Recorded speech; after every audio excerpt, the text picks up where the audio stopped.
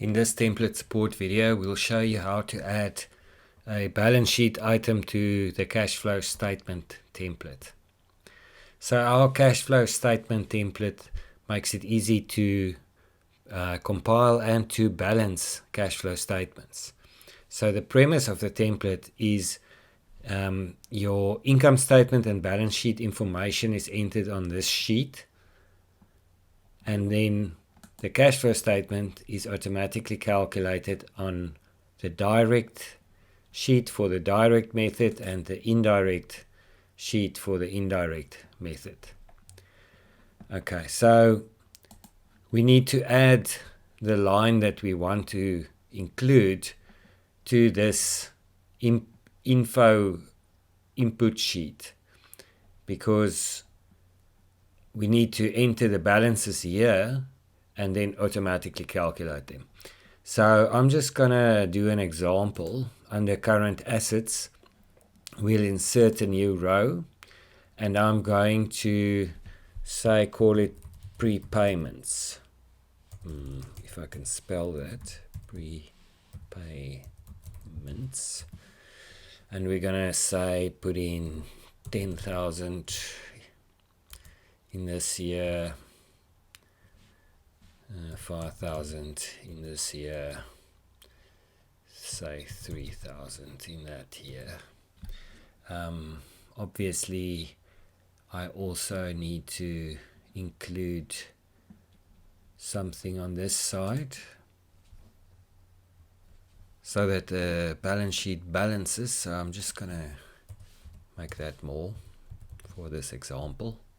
So we're gonna go 19 here and go 30,900. Okay, now my balance sheet balances again. So there's our prepayments line, and it's in row 33. So now I need to go and add it. So with the direct method, your operating cash flow is calculated by cash receipts from customers, cash paid to suppliers and employees, and cash generated from operations is the net. In terms of this formula, it's only turnover and accounts receivable that plays a role in the cash received from customers. And then we calculate the operating cash flow basically through the indirect method below, which I'll show you now.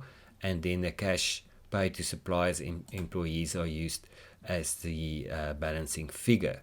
So we need to go and change the cash generated from operations. As you can see, I'm out here.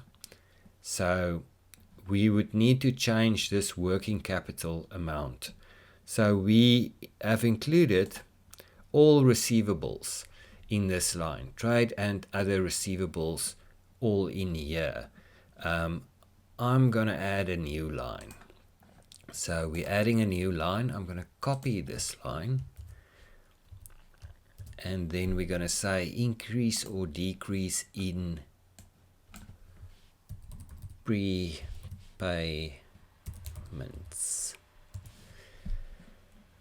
This formula basically takes, we've copied it now, but it's basically the D column minus the B column for items, balance sheet items. So let's see with receivables. So it's the D column minus the B column. So that's basically the formula that we need to implement here. But we just need to, this one's more complex because it includes more lines. If I go and take away 35, 36 and only leave 33, that should do the trick. And then in this case as well, just leave 33, take away the others, and you can basically add 33 to the trade and other receivables row as well, to have one row for all receivables.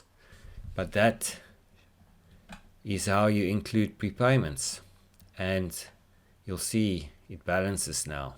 So your cash flow statement balances.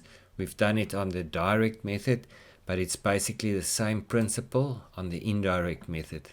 So in this case, just to be different, The working capital changes is included on the cash flow statement, not like the direct method, but just to be different, I'm going to add it to this calculation so that trade and other receivables as well as prepayments all are included in this one calculation. So basically what I need to do is just copy row 32.